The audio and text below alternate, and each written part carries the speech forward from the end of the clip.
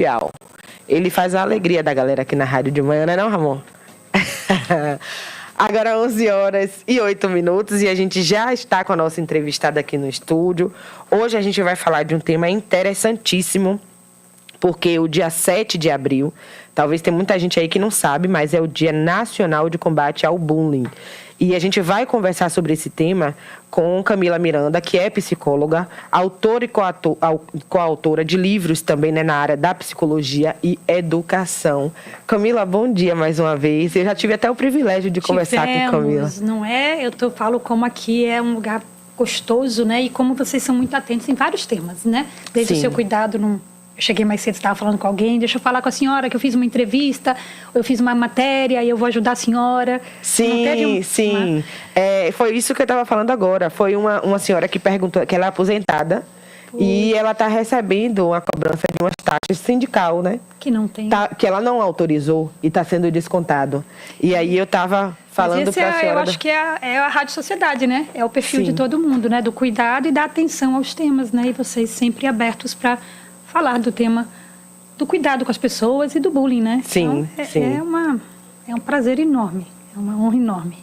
O prazer é todo nosso conversar sempre com relação a isso. E essa semana eu tive algumas entrevistas, Camila, que perpassam, né, muitos assuntos. Um deles foi a questão também da... Oh, meu Deus, eu não vou... É porque muita coisa eu não vou recordar. Mas, assim, tá na ponta da língua, já eu lembro e vou falar aqui com você. Só não tô conseguindo colocar para fora. Mas, pronto, a questão de crianças com transtorno do espectro autista. E aí, a gente passa um pouco por cada ambiente quando a gente conversa sobre isso, né? Hoje a gente falando sobre bullying, sobre o combate aí, o nacional, né, com relação ao bullying. E a gente teve também no início desse ano, eu estou te dizendo isso porque a gente tem um quadro aqui da rádio que eu precisei estudar, porque fui eu que estava começando a gravar esse quadro, falando sobre a lei, né? Sim. Que foi instituída em janeiro desse ano. E eu já vou começar te perguntando com relação ao papel das políticas públicas, né, na educação e na conscientização. Se com a implantação dessa lei, a gente já teve avanços nesse sentido. Tem a torcida do avanço maior, né? Nós temos 3 leis em relação... que tem, vamos chamar assim, a palavra bullying, né? A primeira institui o dia, né, de conscientização, né, de movimento. Uma segunda fala... Eu não sei todas as leis, os números, mas a segunda de 2015 fala do compromisso com as escolas, e essa vem reforçar, né? Que essa é a 14.811, que foi agora de janeiro, né? De 24 de janeiro. E é uma lei ampla, bastante ampla, porque ela é para cuidar da proteção de crianças e adolescentes. Ela traz outras questões, né? De situações de violência com as crianças e adolescentes, entre elas o bullying, né? Ela, ao mesmo tempo em que ela criminaliza, porque até então não estava na legislação legal, então o bullying tinha injúria, difamação e calúnia, mas não era um crime, né? Não estava na disposição legal. Hoje ele entra na legislação também com as questões... agora fugiu também a palavra, já vem. Nos artigos também que tem a ver muito parecido... Aí, termos legais, com injúria, difamação e calúnia, mas agora ele tem uma penalização, né? Ele está no Código Penal. Sim. E eles trazem a questão do bullying presencial, com qual é a consequência. O movimento da lei não é só para punir, porque se a gente ficar só na punição, a gente também não transforma tanto, né? Mas é para trazer a clareza de que existe um limite. É assim do que eu li, do que eu pesquisei na época, né? E do que eu vejo, né? Então a lei traz uma clareza de que tem um limite, né? Sim. A lei funciona para ajudar a gente a conviver em sociedade, né? Então o bullying tem a pena é multa, o bullying, que é o bullying presencial, e o cyberbullying, que tem algumas características em função de ser no mundo virtual. Mas é a mesma sistemática, a mesma dinâmica, as mesmas características. É a multa, e pode ter pena de reclusão de 2 a 4 anos, se forem mais de 3 pessoas envolvidas, se tiver a questão de indução ao suicídio, tem umas coisas que agravam, né? Sim. E deixa muito claro, ao mesmo tempo que eu considero que o avanço, assim, para dizer, tem limite, então isso existe, vamos falar, e existe um limite. Também para trazer eu considero assim, né, de um apoio para quem sofre, porque uma das questões do bullying, e o cyberbullying entra também, é que a pessoa fala, é como se ela não tivesse voz. Nem quando ela pede que pare, ela fala, não gosto, etc. Não, funciona. Esse não, é como, apesar de escutarem, mas não tem valor, né, não tem voz. Ao mesmo tempo, todas as pessoas que sofrem bullying, muitas vezes crianças e adolescentes, e as mães acabam tomando mais à frente, elas falam, tem relatos assim, de mães que falam, a escola fez isso, cuidou, fez coisas que tinha que fazer, mas a família, tipo assim, nem para me pedir desculpa. É como se não reconhecessem que aquilo que foi feito foi errado, foi danoso, causou sofrimento. Então não tem... nem para me pedir desculpa, essa é uma sensação. Então, assim, nem para me olhar, nem para ver que meu sofrimento foi realmente real. Então, é uma invisibilidade. Sim.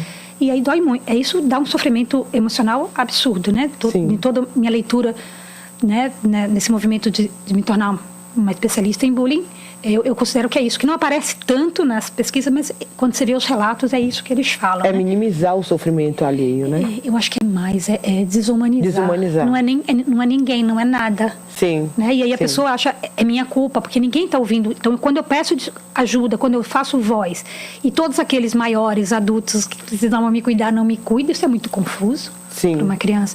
E para a família, para os adultos de quem está sofrendo bullying, é muito sofrido, né? Sim. Porque não tem um reconhecimento. Eu acho que é mais desumanizado do que minimizar. Minimizar. Né? E aí eu vou pegar o gancho já nessa fala sua, quando você traz essa questão do não reconhecimento, e que, embora a gente sempre bata nessa mesma tecla, a gente precisa conscientizar cada vez mais. Você fala sobre levante-se contra o bullying, você veio com a camisa assim, bem, ela veio hoje, gente, assim, bem É uma proposta que a gente faça um movimento, né? Que a gente transforma a indignação em ação. E aí eu queria que você conceituasse pra gente hoje o bullying. Pronto. Eu sou, como você falou, autora e coautora de vários livros, e todos eles eu falo do bullying.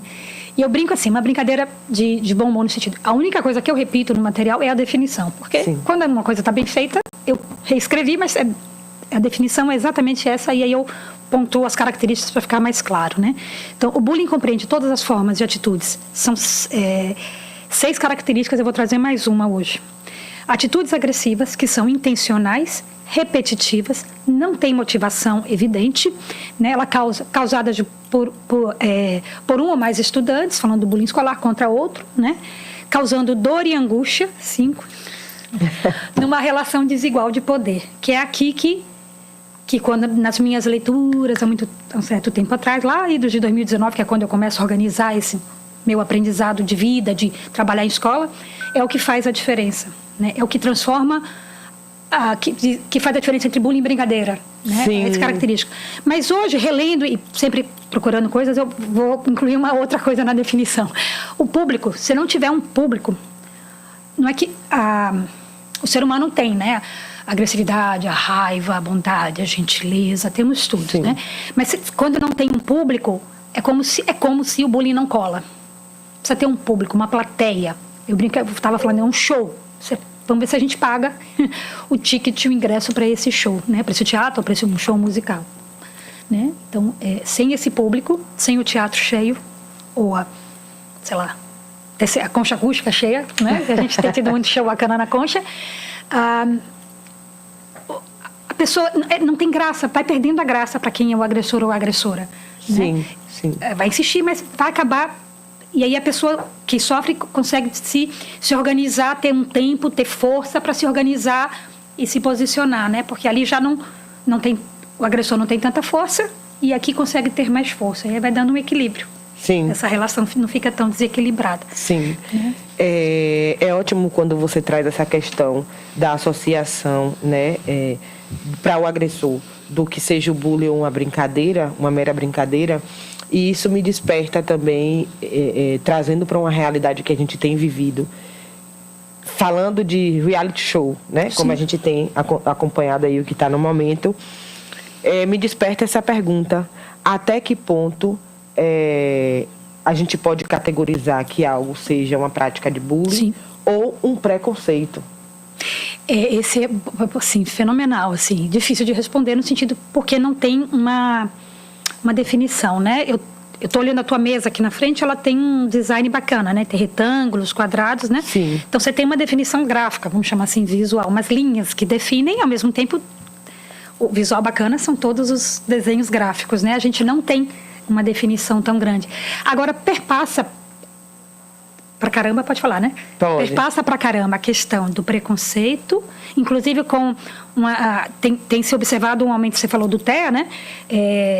De questões de bullying com pessoas PCDs, com pessoas com deficiência. Sim. Então vem o autismo, que está se falando muito, transtorno de aprendizagem também, dislexia, cadeirante, síndrome de Down e tal. Principalmente o que é dado à vista, né? O que é visual. Sim. Que aí o preconceito, o racismo, né? Que você fala, a cor é visual, né? Tá na frente, o óculos, o nariz é grande e tal. E o mundo tem esse discurso de que tem alguém melhor do que outro, ou seja, né? O discurso vem, não, tem uma raça melhor do que outra, que não faz sentido nenhum, né? Mas e é o que o bullying traz, olha, eu sou melhor do que você. Sim. E aí a sociedade como está posta, o racismo estrutural, o preconceito, a intolerância, ele dá um tapete, estou aqui olhando, me inspirando, ele dá um tapete vermelho, né? Então, as justificativas, tanto que eu peguei dados de pesquisa, quando você pega os maiores motivos que as pessoas falam assim, por que elas sofrem bullying, a aparência do corpo, veja como é tudo visual. Sim. É o que é dado a ver, né? A aparência do corpo, do rosto, a cor ou a raça. Gente, são os 3 aspectos. E aí vem a questão da religião, algumas vezes, e vem a escolha de como viver a sua sexualidade. Né? Só que essa não está... Tem algumas religiões que o judaísmo, né, tem, não sei nem o nome, né, mas você pode ter as contas, a questão daquele chapeuzinho, você pode ter alguns adereços físicos que demonstram religião, mas não é muito comum. Né? E aí passa por isso porque a sociedade acaba permitindo. Mas todo mundo fala. Mas é porque ela é negra ou ele é negro. Isso já funcionou lá atrás. Então você pega um argumento que já funcionou, não é você falando, percebe? Sim. A sociedade fala, então não. Tu trazendo o que já é cultural. Estou repassando, eu recebi a mensagem, estou repassando. Sim, o que já é cultural, é como se fosse assim, né? Aí é delicado, mas e aí entra, com certeza, a parte de advocacia especializada nisso, você pode ter bullying e racismo junto. Sim. Agora, o bullying, ele é repetido, e é só com aquela pessoa.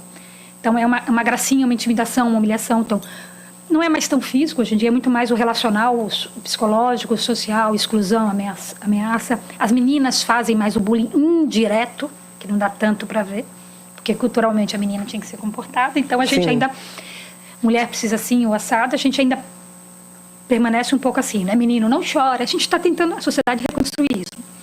Mas o bullying físico, social, psicológico, relacional, tem uma questão com a sexualidade também, de tocar em corpo também, mas ele passa também, é questão de intolerância, que aí para mim fica tudo muito no mesmo prato, muito no mesmo, sim. O preconceito é intolerância com o diferente. Eu não preciso ser amiga de todo mundo. Eu falo, eu preciso respeitar. Eu tenho uma filha, ela não precisa ser amiguinha aos 4 anos num parquinho brincando. Hoje ela tem 9, com todo mundo, mas ela precisa respeitar. Exatamente. Não tem escolha. Né? Agora, 11 horas e 21 minutos, a gente está recebendo aqui nos nossos estúdios Camila Miranda, que é psicóloga, autora, coautora de livros aí, né, nas áreas da psicologia e da educação. E hoje a gente está falando sobre o Dia Nacional de Combate ao Bullying, que é celebrado no dia 7 de abril, na verdade no próximo domingo, mas como a gente não tem programa no domingo, a gente já fecha a semana trazendo essa conscientização. Camila, a gente vai no intervalo, mas na volta do intervalo eu tenho já algumas perguntinhas para você. E uma delas é quando você traz essa questão do visual. Sim. Eu já vou deixar aqui de como hoje o bullying ele tem contribuído, vamos se falar assim, para a questão da autoaceitação. Por que eu te pergunto isso? Porque hoje na rede social, o que a gente mais vê, né, com essa questão hoje de ambiente virtual, é essa questão do padrão de beleza. Tem muitas pessoas que, por exemplo, exige o padrão do outro, que muitas vezes nem é o que se publica. Faz uma foto e aí dá aquela murchada na barriga, coloca muitos efeitos no rosto, aí você vê o rosto muito limpo, a dentição branca, e aí vem as resinas. E aí a pessoa que está do outro lado, meu Deus, hoje eu não sou o padrão que se pede, que se estabelece. Eu queria que você fizesse um pouco dessa associação, certo? Da questão do bullying e de como ele contribui para a questão da autoaceitação. Agora, 11h23. Conexão.